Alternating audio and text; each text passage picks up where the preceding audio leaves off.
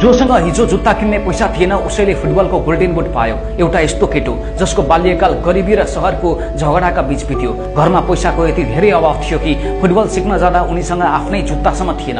उनी आफ्ना बाबुको पुराना र निकै ठूला जुत्ता लगाएर खेल्थे। जुत्ता खुकिलो भएपछि भित्र कपडा कोचेर मैदानमा कुद्थे। तर उनको कोठाको भित्तामा एउटा पोस्टर थियो, क्रिस्टियानो रोनाल्डोको।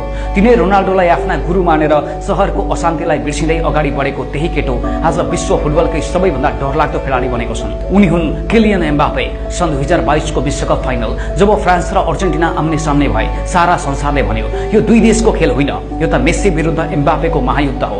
खेल सुरु भयो। 75 मिनेटसम्म अर्जेन्टिनाले खेललाई एकतर्फी बनाइसकेको थियो। मेस्सी र डिमारियाको जादु चल्दा अर्जेन्टिना 2-0 ले अगाडि थियो। खेल यति बोरिङ भइसकेको थियो कि अर्जेन्टिनाका फ्यानहरूले त मेस्सीलाई बधाई दिने पोस्टरहरू निकालेर खुसी मनाउन थालिसकेका थिए। सबैले सोचे खेल सकियो, तर उनीहरूले बिर्सिएका थिए मैदानमा एउटा निदाएको सिंह अझै बिउसिन बाँकी छ। खेलको 80औं मिनेट अर्जेन्टिनाले एउटा गल्ती गर्यो र फ्रान्सले पेनाल्टी पायो। एम्बापेले बल प्रहार गरे, गोल। खेल 2-1 भयो। तर असली जादु त अर्को मिनेटमा देखियो। ठीक 57 सेकेन्डपछि एम्बापेले यस्तो शानदार गोल गरे कि सिङ्गो रङ्गशाला नै स्तब्ध भयो। खेल 2-2 को बराबरीमा पुग्यो।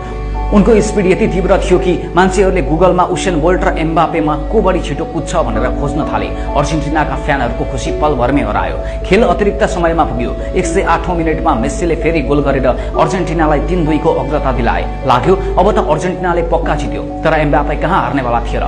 खेल सकिन 10 मिनेट बाँकी छँदा उनले फेरि गोल गर्दै विश्वकप फाइनलमा ऐतिहासिक ह्याट्रिक लगातार 3 गोल पूरा गरे र खेल 3-3 बनाए। अर्जेन्टिनाका चर्चित गोलकिपर मार्टिनेजलाई समेत एम्बापेले एक्लै पानी पिउन बाध्य बनाए। पेनाल्टी सुटआउटमा फ्रान्सका अरू खेलाडीहरू चुकेका कारण फ्रान्सले विश्वकप त गुमायो, तर एम्बापेको 3 गोलले पनि टिमलाई बचाउन सकेन। उनी रोए होलान्, तर उनले संसारभरिका मानिसको मन जिते। उनले प्रमाणित गरिदिए कि उनी लामो रेसका घोडा हुन्। एम्बापेको जीवनबाट हामीले सिक्नुपर्ने एउटै कुरा के हो भने